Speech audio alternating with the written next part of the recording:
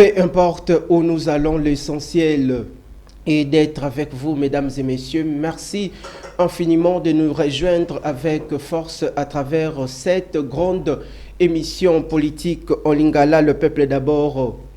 Temple de la démocratie, Parlement populaire, émission Yababola, Bozakota Labisso de partout, disséminé à travers l'étendue du territoire national. Grand merci à vous pour la fidélité et puis particulière attention. Bozakota Labisso à Kinshasa, la capitale de la République démocratique du Congo, de la même manière. Bogota, là, le peuple d'abord en dehors de nos frontières, surtout na TNT en clair, Bluesat, canal 50, na page officielle na biso Facebook, na YouTube.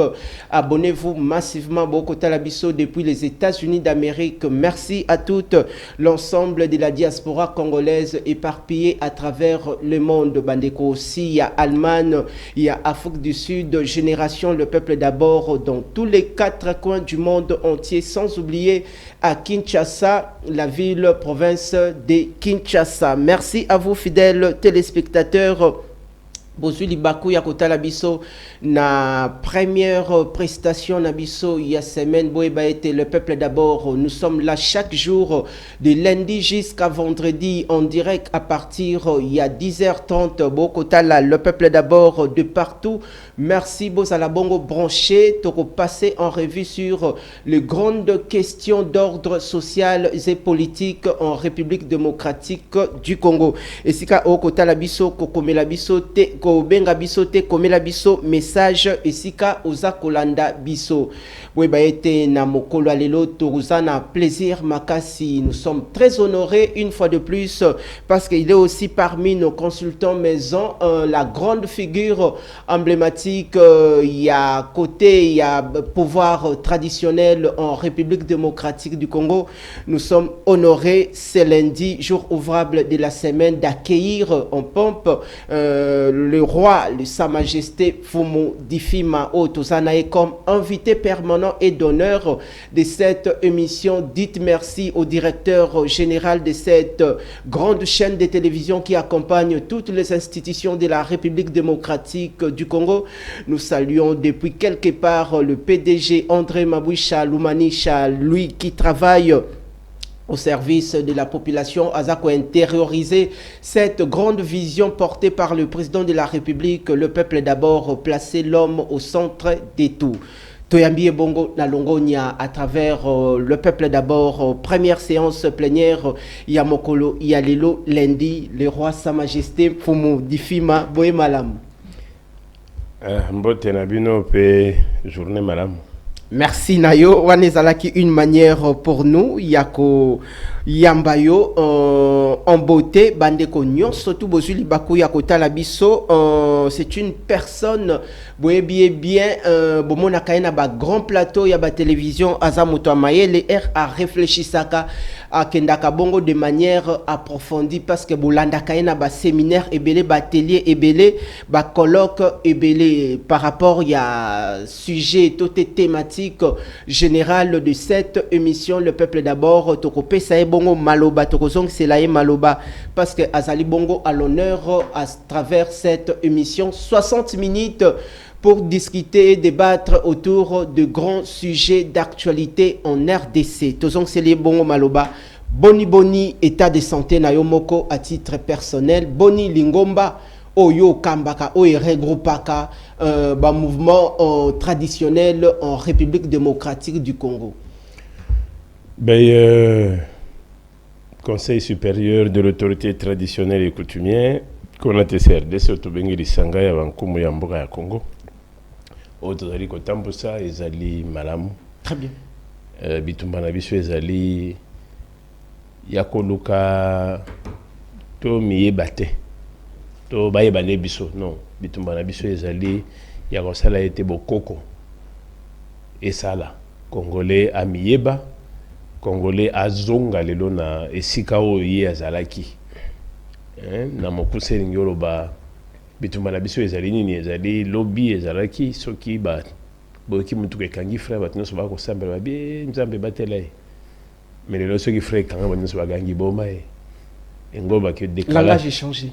Décalage moko ya et côté sikawana. Très bien. Lobi ezaki Congolais zo ba mutasi mamboka na ngaite. Et le Congolais zo ba boteka ngo mona mutazo ndambu nayi. Ezo la kisakeza na eloko moko eza soso do bo moto elongwe. Très bien. Bo moto elongwe ka soki bokoko elongwe. Alors eza devoir na biso ya kobunda to zongi sa bokoko wana po mémoire ezonga bo moto ezonga pe ça a été Congo et koka ko zonga na nzela na.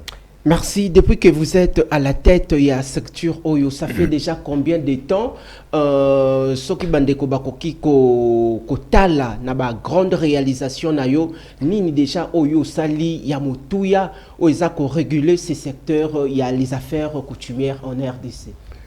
Nakoki koloba ete ngai moko naza intronisé depuis 94. Depuis 94. Dans les loyo Tokokyo Batokomi a presque 32 ans. 32 ans. Bandeko bakolo la biso bakolo benga yo okosali ndeko sa majesté pour modifier Mazali, un grand dictateur.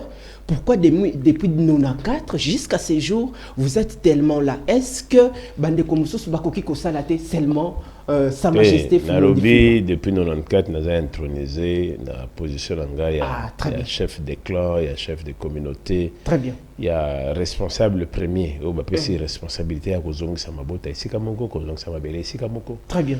Pe ko bunda. Ko bunda la pemboka. Très bien. Wana depuis 94.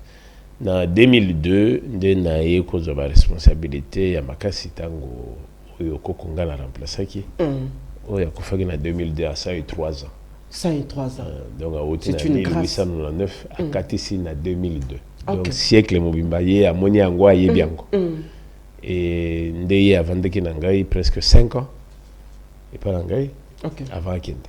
Il y a tel ce qui a pratiquement ma campagne sur Mokili. Et en 2003, on s'est retrouvé délégué dans la commission électorale indépendante. Très bien. Et le processus est au bunda makasi na tango wana po tango na to komi na tango to benga ki bitumba ya Sun City ko bunda ti to ya ko obtenir na loi la loi mère la constitution l'article 207 où ils ont reconnaître autorité coutumière. Très bien. Et na ozongrete na kati ya constitution ko bandane bandelité na suka soko na 207 ndo ko trouver article ya chef coutumier où epesi cohésion la population et puis responsabilité et dialogue à peuple. Nous se vendons na bon comme mais application la ngonde et puis mina notaire. Toyoko bundawana na eko comme secrétaire général ya ANATC Alliance va coutumier en 2010 mais déjà avant en 2006 on a continué à niveau seni na ki ko bunda po to ya ko aligner ordre to landaka ya cooptation ba chef coutumier na niveau ya ba assemblée provinciale. Tolongo wana toyeko kota sikoyo na premier conférence de chefs coutumiers auto vandakana chef de l'État na le 145 territoires ba ville tout un ensemble de 600 chefs. 600 chefs coutumiers. C'est-à-dire il y a République démocratique. Il y a République Mobimba. C'était un événement. Les 145 territoires représentés, ba ville représentée, ba chef-lieu représenté, ba grand notable aussi représenté. Et à qui moment où on s'est retrouvé dans Kikwit, na chef de l'État, na ba institution nyoso, pratiquement le gouvernement, l'Assemblée, bango nyoso bazalaki. D'ailleurs, balbaka mboka est déplacé qui na Kikwit. Et à partir de là, tu es bima de là, avec des résolutions. Moi personnellement, j'avais été décoré par le chef de l'État lui-même. Et le reste, tu es qui kozonga à niveau de Kinshasa, tout ça les décorations de chef coutumier. Et donc, c'est qui après là, on a demandé à Bissou Kikwit qui d'abord va réhabiliter l'autorité coutumière, n'a pas valeur naïe. Très bien. Bah aider Bissou tozo à loi sur l'autorité coutumière parce que les lois ce que nous avons dans nzela okutani na mutu même pas, ça n'est pas pasteur te. Matel okala papa. Na mo lokola nzamba zo pambolo lelo. Oza profuka mambala moko tellement pe makambo eleki. Très bien. Ah nzamba la kisi prophétie. Asali pe prophétie, ozipe moi choke, pesi akei. Mais ce qui nkumu amoni alobi papa telemana no na komona on dirait mon pépé. Eko ya simano. Hôtel na muto et sans effet. C'est-à-dire l'autorité coutumière va casser l'autorité naïe, va casser responsabilité naïe. ndenge moko pe ba casser l'autorité parentale. Mais ce que vous venez d'évoquer, c'est un accent particulier, c'est lié peut-être à la mentalité congolaise. C'est lié à la mentalité congolaise, c'est un retournement à la mentalité. Nalobi, le même Congolais, les mêmes Congolais, baluki alobi bomae. Très bien. C'est toujours les mêmes Congolais. Et ça, mentalité n'a été, et ça, n'est l'oko moko ekoti. Très bien. Et l'oko ekoti, ils ont toute une politique qui a appliquée pour Congolais à Miyebate, à Bossanamabele, nae, à Tika. Abandon. Ce qui est l'autre bitolongo là, wazalendo na terrain. Tolongé ba maïmaï na terrain. Ni netikali. C'est-à-dire mabele peki. Très bien. Alors, objectif, il y a bateau, bah, occupera terrain, zali, qu'on sale de façon que moto abosa na ke oye azali. Abosa na bo moto na ye. Hein? La kata famille, papa a koufi a tiki le pango, le bi moto a teka le pango te. Ou etikali lembo na bino ya famille. Très bien. Nzeto na lo tika là. Ceux qui première génération est respecté, ou est landabi, oh, bakamba kalawana, bazun zete, bakati. Les lots au moto ezoya, climé comme ko chauffer, mutakomo lu ganzete, banzete na mineza ke ba bossimbate. Okata ki polani. C'est-à-dire quelque part, ezana eloko elongwe na bo moto. Pour mutakoma ah, parcelle en valeur ni bozo pesango. Très bien. Baza susu na souci on a des alaï était, tout le monde a parcelle, tout le monde a papa. Tout le monde a coco. Très bien. Idée on les a sous-souté. Et comme il faut évacuer en cas que c'est là, d'ailleurs même dans ma belle. Ah ni nyango des clients ali bo pesa. Bongo binomoko. To comme la famille les lots angna cimetière et c'est ka kovanda. Ba ko tuno yo soki olagisa tanga ba ko kundanga yao. Mais bana nona ba koko na oyo ba lingi ona ba kunda bango wapi. Presque cimetière les a sauté. Et donc ba valeur autre zaki nango ya ko bomba mboka et longwe et bungi. C'est ça souci na biso ezali comment ko réhabiliter.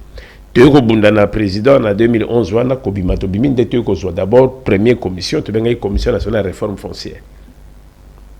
Likambo na mabele. Ngana lobi mabele ya ngai.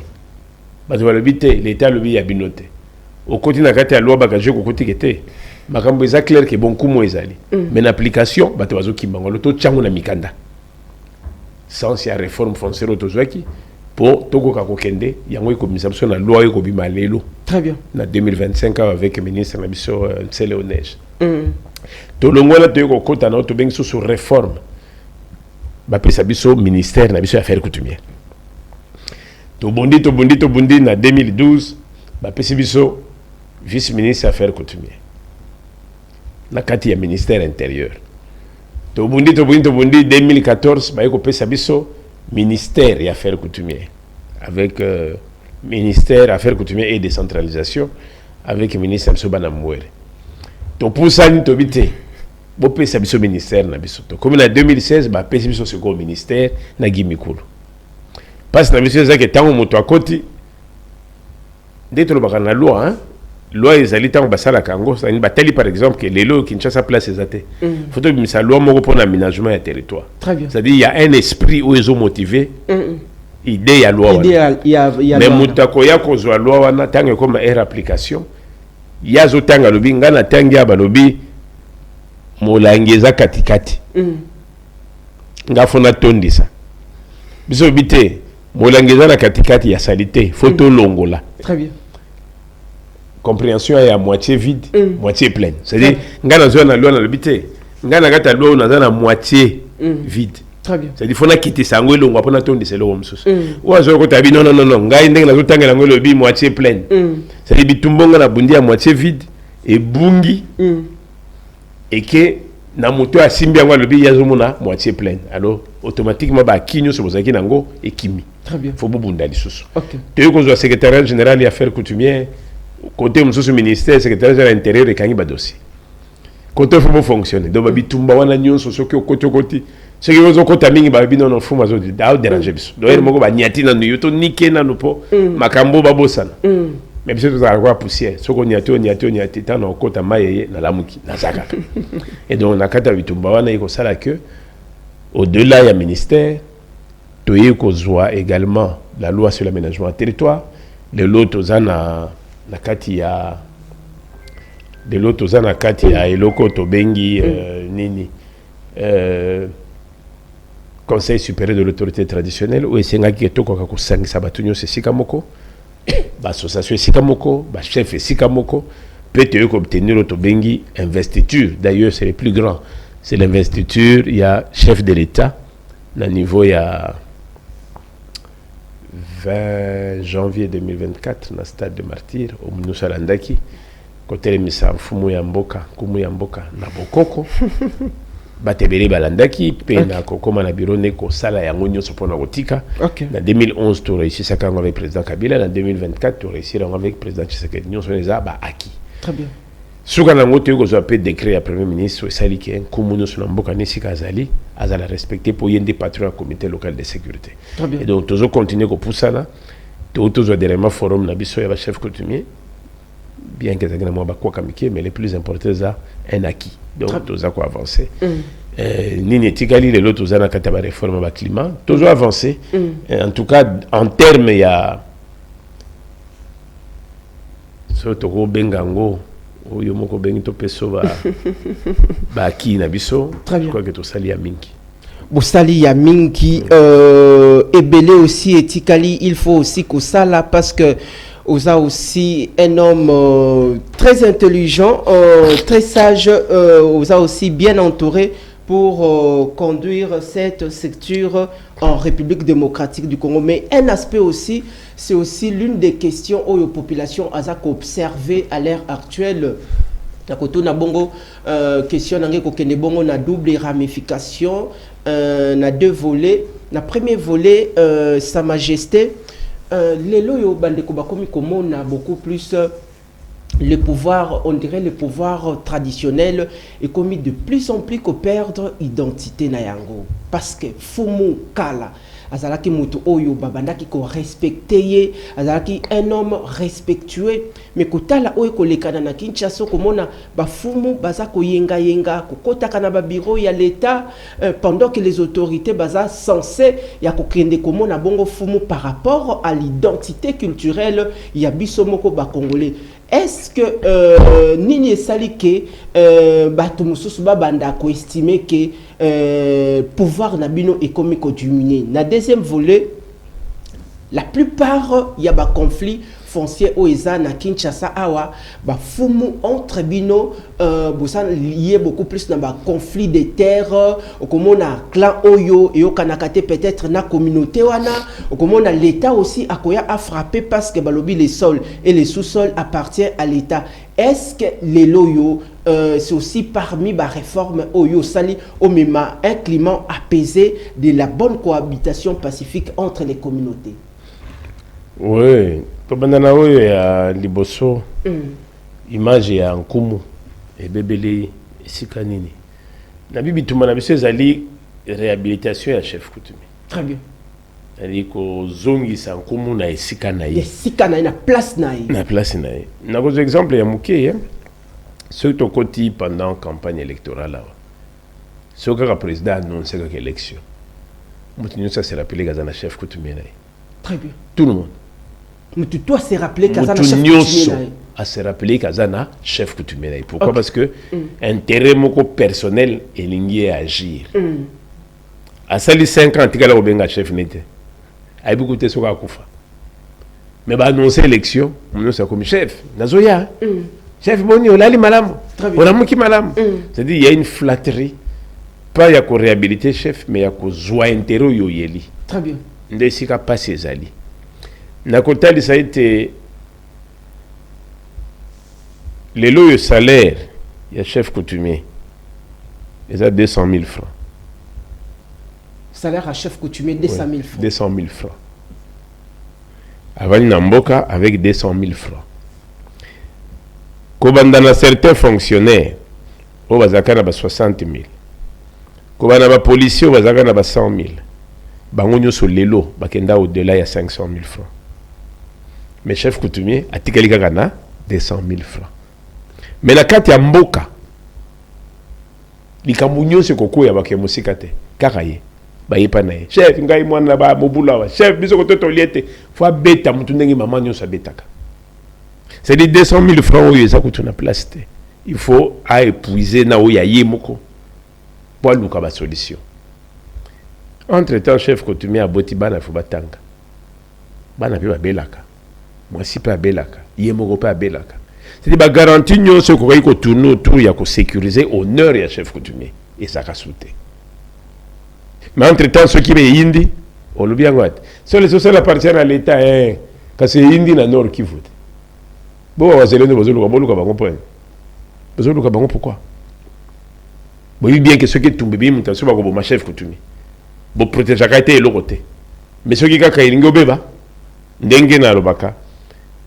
Papa zoge elengi tango mwana zobima mwana na kitoko nyonso azolula mais tango bimaka mwana sumbeli mama yako zo mwana nayo très bien mwana sumbeli azoloba nini mama yako zo mwana nayo akoloba teke bon boye langelo ko moko na pangusa mwana bebisinga te eza zo mwana nayo c'est-à-dire soki intérêt ezali ya yo soki ebebi ya mama ndenge na talisete nkumu azali mama ya liboso ya libota.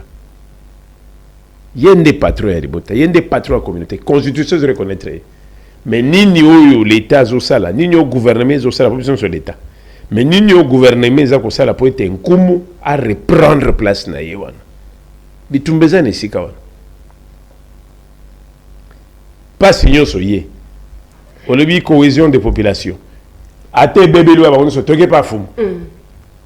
Baby ke kuna tokozwa solution mutako timbo kazange sika kula kendo pe kai pa fu papa na bungi nzela tozi pane awa bola la wana kwanga ya suke za pesa bango balia bala mungi na tongo bakei nani oyo azo protéger chef azate et pourtant ce que na carte ya libre administration des provinces chef azali aucun la décentralisation chef azali oye na constitution chef azali oye na mibeko mboka chef azali oye na culture chef azali oye na éducation chef azali.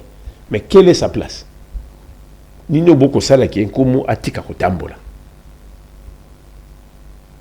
Réponse eza ni sikawana. Kolbate tozomona bango bolingi nini bozo sala po batoyo batika kotambola. Akovana na mboka nazo zela arrêter na depuis ba yawa complication baluka faut yemo kwa kimambango. Faut yemo kwa il faut yemo ko aluka. 6 mois 2 ans. Il faut atteler ma poaluka. Très bien. Na lui faut atteler ma poaluka. Akokende pe cabinet ba vandisie na longueur de la journée. Na lobby valeur on kumwa zalaka nango et yeba na kaka soki campagne électorale bandi. Très bien. C'est-à-dire image to komi nango na mboka eza image ya mwasi abali. Abali est richissime, assombé les bâtiments, assombé les mituka, fondé les comptes avec autant de commerce. Moi so azo jouir. Ngai. Mais le jour où la muki mobali a koufi. C'est riche là a koufi. Moi ça comme tout dans ma famille na boza wa boutique nganga moko. Mais yo tango zaki na mbongo biloko nyoso baki ke ozana yo moko ebino famille te. Siko mobali a koufi ozoluka famille nini? Oyo pesi valeur que c'est ta famille. C'est na tango parce que baseba ki libote ezali bozo tikanga pona nini? Na zakaka ya bino bolimbisa. Mais de tout ton règne au kanisa ki libota te. La coutume c'est ça. Ya on a zozonga la bitumba o ya bonkumu tozala ngo ezaka pona ba chef coutumier te eza pona biso nyonso. N'était ce tozala commune à Gombe à ce commune tozali. Tozana Gombe. Frontière entre Gombe frontière na Barumbu. Chef de l'État na kata constitution azana mission ya ko protéger ba ethnie nyonso na ba tribu. Est-ce que na kati ya ba tribu ya RDC na ba ethnie nango? Est-ce que umbo azali? Soki azali mabele na eza wapi? Umbo ya Gombe azali ki na commune ya Gombe. Auto comme ça commune. Beaucoup la biso ndako ya chef coutumier sika yango ezalaki pour devoir ya république ezali protéger ces communautés. Ba on oui mais bazana monga fula bazana seleteng na tuni o ya Gombe awa place toza. Chef oyo azaki na mabele oyo aza wapi? Oyo la nini Kinshasa? Tokota na commune ya Kinshasa totuna. Chef oyo ya bakumba mboka oyo village moko ezalaki awa eza wapi? Tokoti na lingwala village yango eleka wapi? Boko se consoler te ono omonyo bo batikali wana mwanda mbona yango tozo considérer que teke umbu bango wana na ba teke lokwa baza kota plateau donc bango nde ozi commune maluku ya bateke oyo kozonga boye seloyeti na monga fula nde ozi ba umbu te Oh. Et bon, on a vu les autres qui ont été plateau. Moutega ou les latés. Awa ki mwenza yango wana nyonso ezokende. Lobi relate. Ah oui, Ntozaki na chef na biso vice-président national ya Kinshasa qui avait aussi fait l'intérim ya structure na biso ya Bankumu. Le grand chef Ngandoli, chef de groupement de Makala Lemba. Na koti commune ya Lemba, na koti commune ya Makala. Na koluka mboka neza wapi. Dotia ki mboka za soute. Qu'est-ce que la République a fait pour nous protéger le patrimoine ya batu oyo? Baïba kebiso na groupement na biso place oyo l'État peki sa bomba ba kosimba te parce que eza image na biso ya culture. Pourquoi ba mboka nzo basala kango sauf biso awa nyonso ekufa. Nakachiote, suivant vos allégations par rapport aussi à rétablissement et à autorité à Komo en République démocratique du Congo, particulièrement à Kinshasa, ce qui tokei na Sayo, comme on a mabélé à Sayo, à ma connaissance, ils ont appartenir à clan Lingwala, mais là, le clan a vendu autant de terres à des particuliers, à des différentes familles. Les locaux là, à un certain moment, ville de Kinshasa, Kotinda Bongo, ba caterpillar, ba tracteur, koyako buka mabele oyo kumu atekaki bokomona boye basoda pe baye bakomi kokanga kumu. Avant que na kota na sujet wana nazaka ka wana kati ya très bien même chapitre il y a terrain on a ya en face à maman poto non en face à maman poto le commune le commis ba supermarché supermarché mais histoire ni les place wana cimetière de maman poto cimetière de Kasavubu. Très bien. C'est le cimetière de Kasavubu. Cimetière de Kasavubu. Oui. C'est le cimetière où il y a Kasavubu. Cimetière. Ils ont apporté moralité. Ils ont apporté culturalité. Banani bakunda mawana. Bato babundaka le 4 janvier 59. Très bien. Bakunda ma ici kawana. Et le 4 janvier Oyezoya na longolo elongo. Oyezoya tozwa chance ya kokoma place wana poto célébrer ba bakundaka esika wana nebite boko pona boutique nini eloko lobi eza trop profond makasi boko pona boutique nini pour ebimisa image les martyrs de l'indépendance du 4 janvier 59 toko beta mololo abanda le 3 le 4 on peut tokutani fête pe salemi ba marche pe salemi ba défilé salemi motuna nangai ba porteur il y a mémoire il y a 4 janvier bokendo kundula bango boyibe sikango lisusu tous à la conscience que tous autres kamboka de nous-mêmes on dit un peuple sans histoire est voué à la disparition peuple ya zangi lisolo ya bokoko naye suka naye bobungi c'est le point de repère français lobby mais est-ce que tous au salé la yango. Est-ce que tout ça kosale la yango? Non. Yami balé na koti siko na lisolo na yo. Très bien. Na tuni Lingwala, village Lingwala za wapi? Ngamoko personnellement. Tout ça na époque ya gouverneur André Kimbuta. Tout ça na époque ya président de l'Assemblée nationale Vital Kamerhe. Loi Kaningini. Ba côté si ba sud-africain je crois.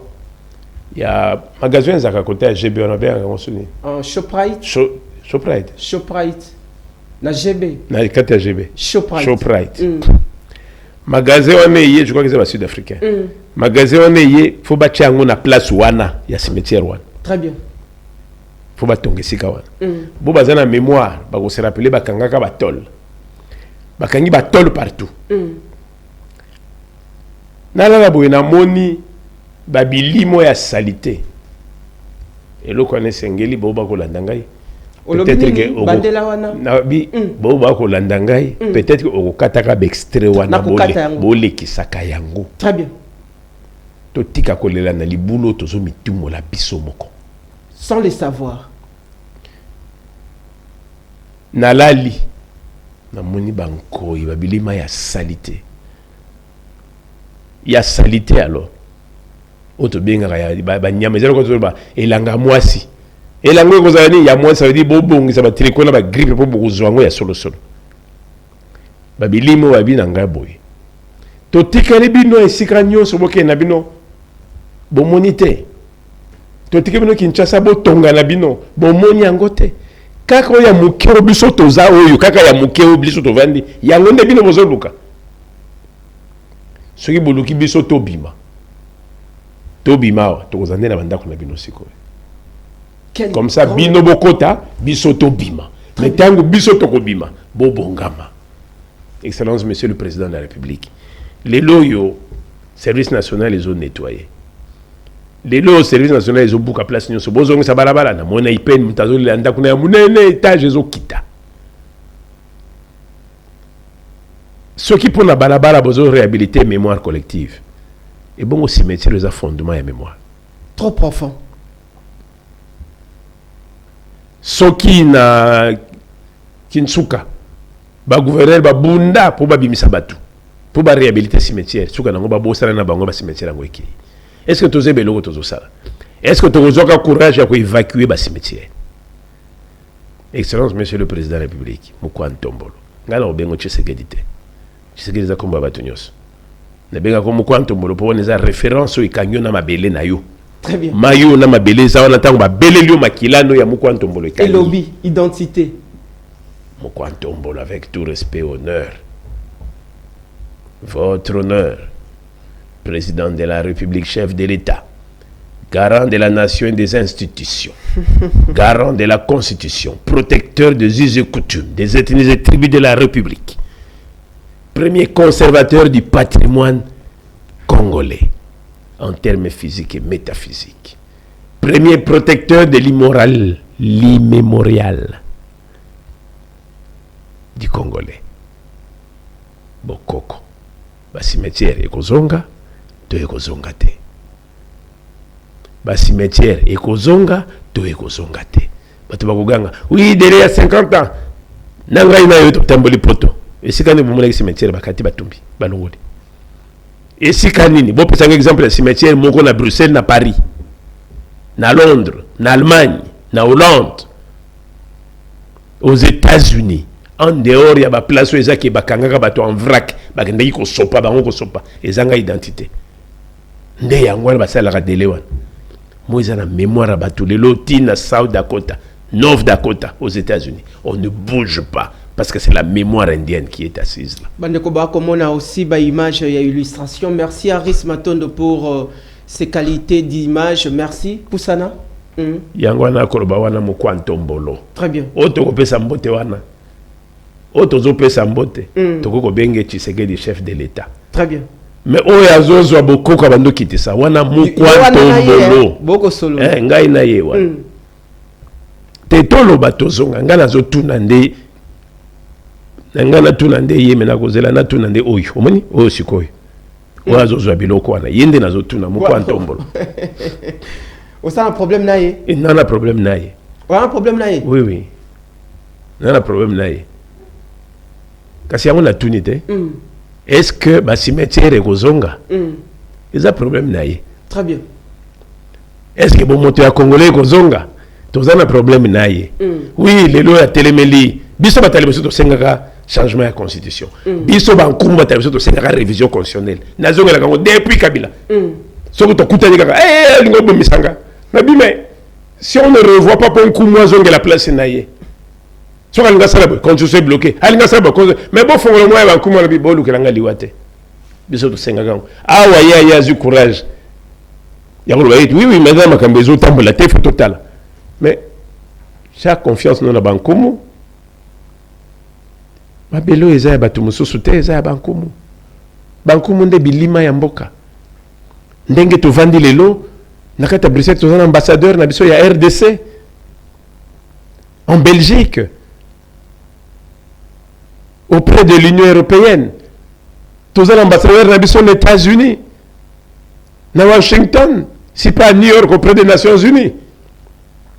Un ambassadeur à Zawana parce que Azo Bomba pouvoir y a Congo, Azo représenté Congo, Azo représenté chef de l'État. Pourquoi vous ne voulez pas reconnaître ça de l'autorité coutumière qu'il est le représentant de la mémoire congolaise? Qui est le premier notable Namboko en dehors du chef coutumier? ti lelo 200 000 francs mais andima bacharge andima liwa nani faut protéger. Le problème est là. Et sengeli mutu na mutu amituna malamu. Est-ce que plus tozo bongi saboko kona biso yango tende toza pe ko bunga mobimba. Alors nani o ba pesa ka pouvoir ya ko veiller. Ah oui. Excellence monsieur le président de la République est élu président de la République démocratique du Congo. Monsieur Tshisekedi Tshilombo Félix Antoine est élu. Et après, prestation de serment.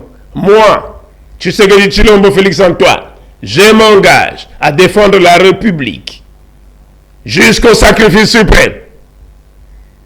Vas-y, constitution va pécier. Boum. Oh, mais ils ont juge, aux magistrats, mais on va pécier dans ma boko et commission magistrat suprême. C'est-à-dire comme il a devoir, il y a qu'on protéger la constitution, qu'on protéger le peuple, ne bouger que ce communiqué est important ou pas. C'est-à-dire responsabilité tikali yomoko magistrat suprême. Batako ganga osoko magistrat suprême. Au-dessus de la mêlée. Autour premier gardien Mibeko Mboka. Très bien. Premier gardien. Il y a Mibeko Mboka ya constitution. Tango ka zuwa na mbru ekomiye. Tu sais que dans un militaire mais il fallait qu'il y ait des troupes en revue. Bah, une étendard, boum. Azuango, boum, boum, boum, dit, chef d'état-major général, Simberanga Yango. Bah, Bengenan, commandant suprême des forces armées de la République. Il y a un soldat. Mais bah, PCM Mibeko, Yamboka, na posto ya koti. Qu'on appelle Bazouzi Babenge, le magistrat suprême. Il y a un lobby. Il y a une constitution comme magistrat suprême. Très bien. Il y a un étendard, il y a armée. A commis commandant suprême des forces armées. Mais avant nous, il y a comme institution. Le président.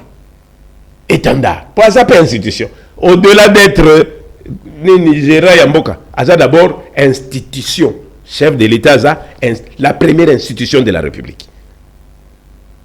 Ndendakwana pouvoir na bon bani beaucoup de kanoi bandi mbuwe nini kuna bankumu bazoya bazo pesa ba opeso nini mokolozo zabilo ko bokolo bi ba koloba na simbikisi to tsango na français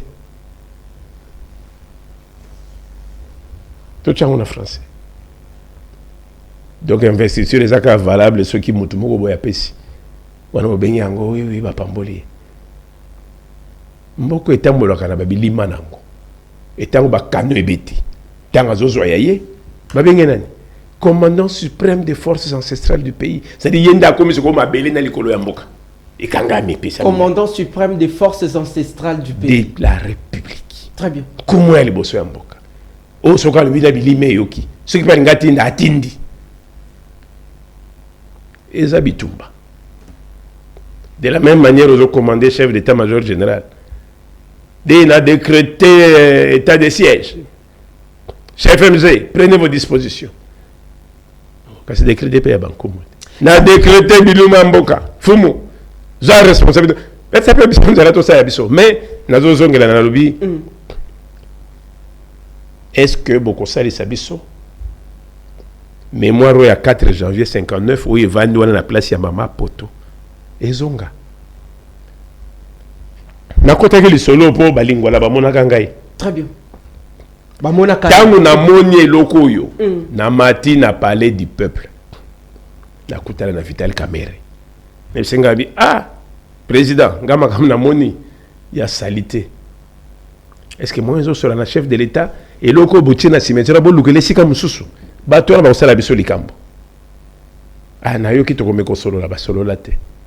Mais si les gens peuvent se rappeler 2 semaines après mon pépé moko beta na Kinshasa mbula ya muke mais mon pépé longola ba tolu nyoso bakangaka non seulement ikwesi yango te mais tomboli yango ekeko boaka yango soki 500 mètres plus loin et tombo ma isota boulangerie mama poto ekenda presque c'était vide ba tracteur ezindi. C'est depuis ce jour-là que le connaît Shoprite et Bima les soloana et Sila et Kekitambo. Au fond, les parenthèses. yango na koti yango kasi naye kosola na gouverneur nalobi bamabota oyo ya lingwala bazo réclamer ndenge cimetière eza boye toyokana espace oyo bokatela bango a partir ya kimbangiste une partie clan s'est retrouvé batonga pe na bisi balingwala place bazopesa mneza po botonga bozongisa mboka na bino bobenga ngo village lingwala ezonga esika wana koto etikali batika ngo ndenge na balona ba pelouse ba fleur tozwa esika moko na katikati wana botonga mwa mozole moko tozwa mabele wana tola musango très bien po babilima nyonso oyo baza na kati wana ba se retrouver na esika wana comme le mémorial na bango po eya kobundela mboka très bien toyokani oui mais tant que le gouverneur a fongoli ndambo bango nyonso bakoti gouverneur a pesi awa bato ba profiter ba bendi awa kande leki ba yeba buki nyonso lelo nyonso ekei motuna na ngai cimetière à 4 janvier 59 ekei wapi vous êtes sûr que d'ici 3-4 générations ba ko reprocher biso ngote ba onde ba ya obuka ngo mais so ba onde ba ya obuka ngo bo ba bilimo nyonso to bimisio na to cheba ngo wapi. Voilà pourquoi on dit que on a charge dans kate. Eza charge ya moko antombolo yemta simbi bilima nyo samboka ibake balobaka soki bango ba bimi biso to koti to bongama to komono biso to komona ba kolia na bandako na biso e ko imuta ko lia zo tonda te o lia biloko baby mais ba bilima salité bimi ebele nani ko maîtriser yango. Voilà sens un peu ya koloba que tozo bundela bokoko certes oui. Mais à chaque instant, tu es bas et l'eau connaît exactement ton bengi bokoko. Très bien, merci beaucoup Talabiso de partout depuis espace Grand Katanga et pas à la gouverneure de la capitale mondiale du cobalt, Madame Marie-Thérèse Fifi Masuka Saïnina, Grand Bandundu, Congo central, Grand Kasaï, Grand Équateur, Grand Oriental et pas à Madame Carole Aguito. Mais Motuna Nangai et Zaliboé. Comment les loyaux comment tu peux reconnaître un bon chef coutumier, légalement parlant? Parce que il y a des faux chefs coutumiers. Mais est-ce que entre bino par rapport à l'organisation, est-ce que vous recensez ça déjà, vous identifiez déjà tous les chefs coutumiers? Pourquoi dans le Bongo? Lorsque le VPM, moi, Peter Kazadi, on a PC Mbote ici Kazali, de actuel député national. À Erazalaka VPM, il y a intérieur par rapport il y a conflit teke yaka par rapport il y a phénomène mobondo na Grand Bandundu ben tata mokonsiko la zalaka na besoin à solana ba chef de terre ba chef coutumier. Mais équipe eyaka ya bateke na bayaka on dirait ba chef coutumier ba frappeur bazalaka ana on dirait ba kendaka ko bimisa ba chef coutumier te ba chef coutumier batiki bango ba yeli ko présenter le chef de l'état batumususu. Est-ce que par rapport à cette situation, comment reconnaître un bon chef coutumier? Autre question, na Congo central, on a observé à un certain temps dysfonctionnement institutionnel, vous ne pouvez pas imaginer. Des gouverneurs de la province, grâce Bilolo, Azako Sala Moussala, les institutions pour na marché, mais comment na assemblée provinciale, assemblée provinciale où ils ont composé na ba député, Bazako menacé le gouverneur en place. C'est pour cette raison que le président de la République a qui kozwa ba résolution na ba travaux il y a ba conférence des gouverneurs qui avant ba suspendre tout le gouverneur azala bongo frappé par une motion tout ba quoi ça peut être un gouverneur et singulier azala saisi. Que pensez-vous par rapport à la situation et au développement du Congo central? Na bandelo na likamono lobi ya ba chef coutumier, comment reconnaître un chef coutumier? Ceux qui ont bâti moi. Qui ne na commune, qui ne commissariat. Très bien. Ceux qui ont balisi moi, qui ne na commune pour inscrire na mariage civil. Très bien. Qui ngana balisi mariage civil kuna. Yo peut registrer no ya état civil comme elanga bango qui na balisi. Très bien. C'est ça non? Si vous avez un yeba, vous avez un nani. na ukende wa c'est quand la commune na yebité c'est pour ça qu'on a vu parfois il y a des questions. Non, mais tu vas me tourner pourquoi? On veut dire comme tu as tourné. Oh, mais faut me dire faire un chef té. Alors kuta, c'est si d'ailleurs il y a mon coup so gagner tabi. Moi avec yo mon ça faire. Donc toi qui investir dans chef de l'état ça info. Tu en Afrique on nous change ça là parce que c'est info. Mais non non non dossier ba chef coutumier. Le ministère des Affaires coutumières non, ministère de l'Intérieur. D'ailleurs ministère peut-être affaires coutumières qu'on les la casa dans le dossier, mais ministère intérieur depuis les époques jusqu'à aujourd'hui. Il y a une rétraction à lobby en 1815, il y avait ça. En 1830, il y avait ça. En 1920, il y avait ça. Ça qu'on restituer l'histoire du passé. Celui qui non, avec l'indépendance, le document est bunga mundela bumba qui nous a kimina. Mais prenons seulement à partir de 1960. Non, on a pu enregistrer les arrêtés. Non, c'est du faux fouillant. Très bien. Bah chef, bazako bunda parce que bazana besoin de rétablir ba droit na bango. Mais comment reconnaître un chef? C'est pas le registre national de l'autorité coutumière qui existe. Au-delà les lois, il y a créé un conflit. Ngamoko na vivre en non. Ba conflit par-ci par-là. Na lobby ngamoko na vivre en gouverneur ya Congo central. Bilolo. Abengi nga pa bisanga me o. Mais ba yelinga papier moko uti Kinshasa wa. Bazo singa to actualiser ba chef coutumier.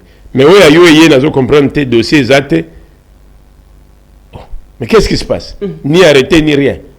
On m'a dit à surtout qu'il oh. Chef Nabiso. Notre rôle n'a rien. Azate. Écarté sur la liste. Nabi maintenant il y a Saliango. Chef de division Lobinin. Ate Zaki Kasangulu. Ate Lobinin non. Nabi histoire wala te. Oh. Qui est derrière cette non zalana tindo ngala salaki. Azu ya tindi. Ngapa tindi ngabi oh. Mais moi na bata komina fumu mboka boye makambu boye mbula ne boye asalaki boye. Nyon c'est ça en règle. Mais pourquoi bongo ya yeko lobaki na zakane lokote za nan. Tango Holanda kuya Kinshasa. Pourquoi? Do yoko bunda na fumu en face à face te faux côté na se oloka non to longolé na ki coutumier pour azo gêner. Ou te to bunda na terrain. To bunda face aux réalités. Parce que fumu ne les fait pas pour fumu. Les lois va tout va profiter nango. Mais Nazaraka obligé d'imprimer 600 exemplaires. Il y a projet. D'abord, pour votre information, pour essayer de battre baka. Loi la chef coutumier, loi chef coutumier, non. Et où tu n'as chef coutumier, où tu n'as député, où tu n'as scientifique, mon côté. Très bien. Et où tu n'as chef coutumier, bango ba commis mode de vie na bango. De façon que bachango en termes de texte. Mais comme il est bloqué, ne peut présenter qu'un député. Boluke député au côté Bimi. Finalement, tu as profité en 2011 face à face na président de la République Niki. En 2012, on prend notre loi. Et Kebitouma, 2015, et Bimi. Toujours à 20%, il y a projet qui sont présentés. Parce que nous avons clair le bamate, baïtini le bamate, batribe le bamate, nous c'est longwa. Ba système patriarcal matriarcal et longwa, nous c'est ça verbal. Bah nous là pourquoi? Alors qu'il y a un des socles. Ce qui président peut sa chambre de coutumiers à part. Oui, la chambre aurait monté le tout à y être présenté. Mais coutumiers a toujours écrasé à côté. Mais ngamogo na sotuki. Oh, dossier la ngi bungi. Na biboze là, na kena cette photocopie papa yango yo. Botinda la batu bazozelango. Lobi na on a le point de presse. Ce que mutazo lukanga face à face. Mon silence n'est pas une faiblesse. Pour son tomboki na limité. Ce que na tomboki kando ya koyo ya solo wana te bako reprochenga mais vous allez trop tardé le je sais côté. Très bien. Je suis le roi Congo. Olingo lingate. Ndimanga boya na yo totila yeyo. Bao bazana besoin koye parce que fou moi roi ya solo. Bakoma na kimwenza. Et j'ai encore aimé. OK nous coûte sika ba télémisi chef Ngansele. Tala na PV na ibakomi mowele ngiankwa. Petit-fils là ça va entre parenthèses ntotila bazule kinaye yaya naye babakisi bakomi ntotila omtune oh donc même dans les anciens on poursuivait la ligne du roi on savait que ba prince ntotila bazaliawa Avant que il y a deuxième mutuna, une idée préconçue, une question, en suivant vos allégations, est-ce qu'aujourd'hui, Sa Majesté Fomudifima, au sein d'un conflit, je crois que question massivement dans les réseaux sociaux, na réponse na yo lisusu. Est-ce que ça n'a pas conflit? Quelles sont vos relations avec David Matadi Kibala, avec Mwanamboka Fabrice Zombi? Et vous trouvez réponse dans la deuxième partie, non, il y a... Très bien. D'ailleurs, la partie, il y a Mobondo. Très bien. Parce que tant que le phénomène est bandit, il y a Mobondo. Personnellement, na solo la kana Matadi Kibala, chef Matadi Kibala, na chef Ngana. Matadi Kibala a représenté la communauté Umbu, Ngana a représenté la communauté Teke. Bakenda tina kwa mutu. Bakenda bango mibale na ba délégation bango ba memi. Très bien. Na frais à l'état te. Toyokana na frais à l'état te. Na frais ba poche na bango. Bakei bazongi to kutana ba lobi situation ngezo bingi ngono photo zongo en charge de sikoyo. To luka audience na ministre intérieur. De l'époque, c'est qui? Daniel Asselo? Je crois que Bandagi na Asselo ou Peter Kazadi, je crois. Très bien. Non, Asselo Azaki avant Kazadi. Non, Asselo Azaki avant. Très bien, oui. Ba rendez-vous et Lukami et Zouamite. Gilbert, à l'époque, à l'intérieur, oui. Voilà, Gilbert était à l'ongwa comme un bon de côté. Ok. Nakoloba peut-être le comme c'est que ngai na solo la kana ministre to benga maman Manouanina. À plusieurs reprises, c'est maman. Ngai na bi zombie za chef te. Pardon? Na lobaka. Fabrice Zombi. Za chef te. Ah. Oui. Sa Majesté. Non, non. Photos à la claire. Na yebisa maman Manouanina. Muto chef de l'État yamba. Na lobby na yebisa. Moko na yo. Seconda na memaka yikuna. Yom to memai kuna. Tiens, Manouanina mtamemaye. OK. C'est la ministre près le chef de l'État. Oh, bazane mboka moko mutame maka ya memai pona le kambabo. Comment ta memaki na monoko mboka, c'est tout. Très bien. Mais ngana mona ina bisete. Oku koti sabiso mobulu na eloko yo. Azakana biso oui, mais pas comme chef. A koko tangote. Aza courageux, clairvoyant. Koko tangote. Nazo ya ngana lo bapona ngalo bate. Son excellence Asselo Azawa. Vice-ministre, vice-premier ministre ya intérieur. Namona ye. Na ndaku na ye to vane na piscine na ye. Na melela café place one. Na excellence na monde d'urgence. Lobi na mona tongo ya mbinga to vande. Na bise na to mona papier moko sali mission. Première mission. Na monyo komiawa Zombi Kavadioko grand chef coutumier. Na bi excellence yon de gardien, yon de garde son abiso. Parce que souvent, vous voyez que le ministre de la Justice est différent du ministre de la Garde de Sceaux. Très bien. Son ministre de la Justice est bêta, pas bêta. Mais la Garde de Sceaux a veillé à la protection du patrimoine. Très bien. Nabi, excellence, il y a des gardes de Sceaux, il y a coutume. Moutoyo, et bien, il y a Nabi, il faut faire la pointe de presse pour contredire, parce que le coup, on l'a caté. Après ça, il y a et Majesté, ça le col au moniangote. Est-ce que vous comprenez le col? Ça le col là au moniangote. Et j'avais compris que yémo vraiment noyé n'est qui guerre. Ça veut dire yoko bon salikambo, mais ministre près le chef de l'État. Il y a Kokota sans audience. Pour il est comme les dirigeables du chef de l'État en matière de. Alors quoi par ce qu'il y a chef de l'État. Donc on a besoin de noter. Ya okende pas chef le bi tala muto ngai ndenge na taleli makamuna ya otuna kitale bon muto akoti na suka nango bon abibani poine.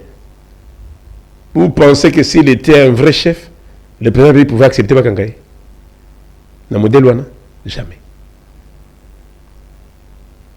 C'est ça la faille. Ba ona zolo ba yebi. Très bien. Parce que quand on me dit non, il faut que ça t'habite, na kolobangote. Te couvrir na couvrir te. Parce que un jour et kobimaka faut modifier ma paix à fungola kanzela wana et ko la tabiso je peux pas. Très bien. D'ailleurs, je pose un faux chef, nabi merci. Nabi mananga faux chef. Mais owana et les kate. Nazo ba choc mingi ba coup ya solo solo. Ba coup ya solo solo. Nakozo wa même sima. Tango gouverneur a corrigé papier nabi non pas faut me promettre à Tine na Kinshasa. Et ça là ba bazo papier ba gangi. Non, c'est pas vrai. To raté. Oh, ni nyango. Ni nyango na difima nini. Nini asali binoni mwana bato awo sa musala na alors quoi na bigana PGR ya coutume na melina. Et donc par rapport à la situation wana et ko sala que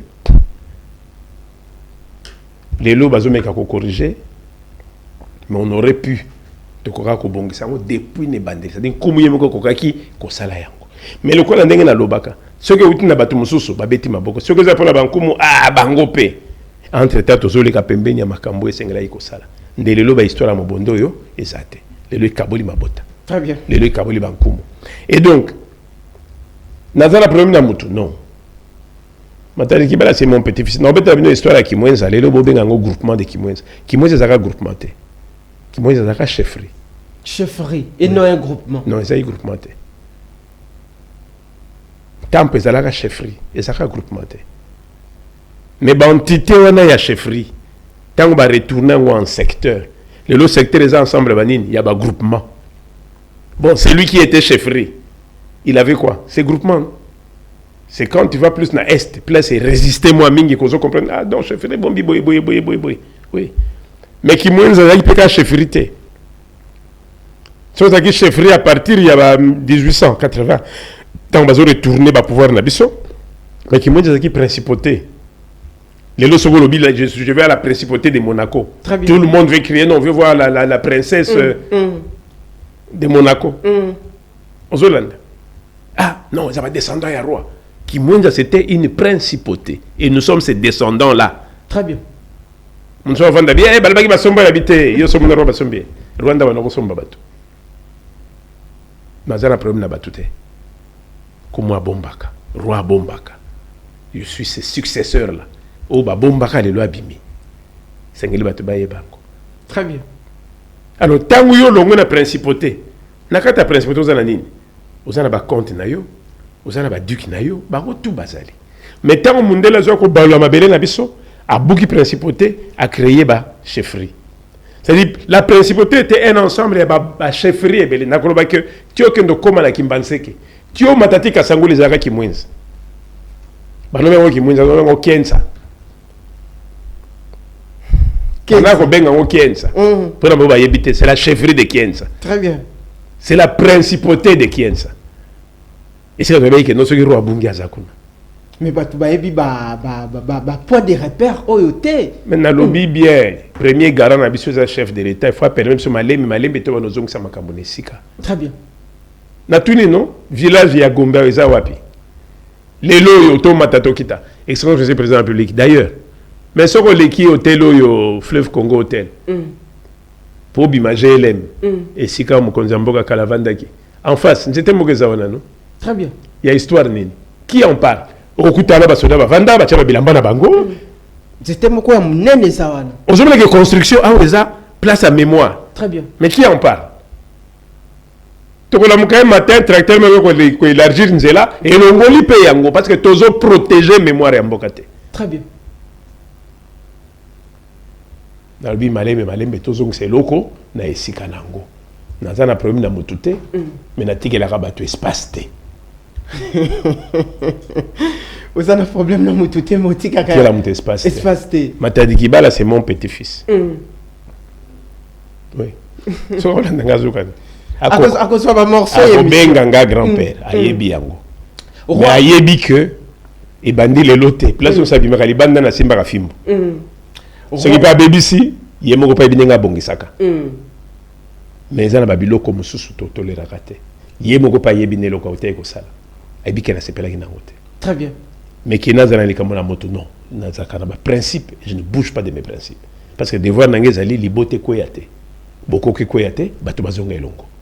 Tokati Ote Roi, émission qui toko makasi, une émission vraiment riche approfondi na ba biloko mususu bato ezalaka comme ignorance. Je crois que tokolanda planning du temps na yo parce que za moto ozali débordé na programme makambo ebele ozali na yango. Je crois que après 2 semaines, après 3 semaines, mois de septembre, RTO Kokota, biso attaqué na Actu Télévision, tokolanda yo esika kozalata na ndaku ata dans un restaurant, to sololana yo maintenant opé sa position na yo na o etali bongo likambo ya constitution, likambo ya dialogue aussi en République démocratique du Congo parce que o uti ko solola awa, o uti ko solola a tout ya makasi. Wana ko mona septembre tena ngi ka congolais ayeba. OK. Tozolanda mibé kwa mboka. Tozolanda mibé kwa mboka. Très bien. Constitution faut pas changer encore. La première des choses, c'est que dans la constitution, les lots sont en guerre na Rwanda. Kagame alobi, qui vous aille. Donc opposé le Ronini. Biso lobi, mboke zana ba clan na ba ethnie. Les terres sont claniques. Ceux qui y a zana mabele na kati ya Goma. Ayo ça biso ya clan nini, ya kombo nini. Ceux to kotsa na ba constitution, te tozo kende wapi. Très bien. On dirait que biso moto na kata jeu, non, il faut tout bouger là quoi. Il y a mi baleta ngo lobi que faut to kende dialogue na mon déjà chef salati refa. Asa bogi référendum. Naoki no azongi sina parlement batanga te parlement na lingi ba député balandanga malam. Suivant les textes de la République, dès que le texte a été déposé officiellement par chef de l'État, combien de jours lui fallait-il pour la promulguer? Et la loi dit, la Constitution dit, après cette date-là, les référendums entrent en vigueur d'office. Très bien. Ce qui lobby na ngoya yego bimiso te na zoko kotanga te parlement zo non parlement za suna qualité te. Toyo kala malamu bomu na bato bazobate. Très bien. C'est déjà entré en vigueur. Le référendum congolais. C'est déjà entré en vigueur. Botika ko distraire bato. Na lobby bien. Mi be ka le lobby boy. Soko boti moi nous en a 15 jours pour ça la déclaration. Après les 15 jours, soko yena commune et ça so fait l'été au Kofuta. Très bien. Donc on va après 15 jours, non, il faut le problème, mais il faut au foot. La loi sur le référendum, mais on a délai pour le chef de l'État pour promulguer. Dépasser 1 seconde, il y a délai, la loi rentre d'office en vigueur. Donc les lois, nous sommes loba. Même ce que 2 jours après, oh non, chef à lobby, et parlement, ils doivent revoir. Vous allez revoir dès que vous fongoli, cette procédure est fondée, mais non recevable. La loi référendaire est en vigueur, chef de l'État, Tokyo, Pesabiso, Constitution, Bankumo, Obiso, Tozozela. C'est tout. Oyaringo Yoka Yoki. Ba juriste, Boyoki Ngai, Oyaringo contredire, à contredire. Mais na Zongeli, voilà la diversion. Le référendum est déjà en vigueur. Total andé, Tokoma dialogue, et puis dialogue, la carte Conseil de santé, ça est Bankumo. Constitué peut si responsabilité na Bankumo. Président de la République, toujours accompagné, mais peut ça place na biso. Donc il y a dialogue voilà, toi il référendum et organini, bah élément ni to toucher. Pourquoi opposition au Karama toujours Senkona et c'est pas conduire les travaux de dialogue et non les Kumu. Ba bengi yango danger politique. C'est ils ont le droit terrain. Bolandi match à football au théo les gars non. Joueur me soit ko sana boye. Mais les beaux ont des début. Ceux qui arbitrent à moni, pénalité ou habit annulé. Mais ceux qui arbitrent à monité, babé y a un peu bien, non? Ceux qui ont été kengete, et l'équipe est grande. Ils ont un jeu démocratique et politique. Mais biso to lobby, constitution pesi na bankumu, et biso to télémique et logo ne ko lekate. Voilà. Faut commencer à musana. Il faut que Asala Moussala Nae Bandeko Balandi. C'était une très belle émission, une émission riche, comme je vous avais promis. Tokozoye na mikolo oyo ekoya télévision ezabongo nangonga na quelques secondes oza nango ya suko kokikoloba un mot au chef de l'État ou à la population. Et donc le chef de l'État d'abord il va kazana accompagnement na biso ba komo baza prêt pour na bituma mboka na bango tokotika kate. Maintenant on peut ça plus beaucoup plus d'espoir na bateau nyonso ya ba congolais. Ceux qui tozobondela bokoko ezate pona elenga kubondela bokoko. Ceux qui lelo wazalendo dozobunda c'est parce que bazobatela mabele. Nzambe na bakoko babatela bango sika bazali. Bino penyo sika bozali. Soko lo chama bolongo na se na pesi bino prière moko. Prière wani bandina cardinal tina batu nyonso. Yesu alobi na bino boye nga nazokene mena tikeli bino prière pour na tata. alobi notre Père qui est aux cieux. Bino na lingala bolobi tata biso ozali o likolo. Ya alobaki te notre Père qui est au ciel. Alobaki notre Père qui est aux cieux. Bobolo bobalola. Tata biso ozali na balikolo nyonso. Sikoyo tuna biso balikolo ngo ezali nye. Ndete retrouver solution à Congo. Merci. Merci à vous, fidèles téléspectateurs. C'en est fini pour aujourd'hui. Vous allez encore une fois retrouver cette émission les mardis et les mercredis. D'ici là, portez-vous bien. Excellente suite de programmes sur nos antennes. Merci à vous. Grand merci également à l'équipe technique qui nous a tenu compagnie. Matondo Nabino.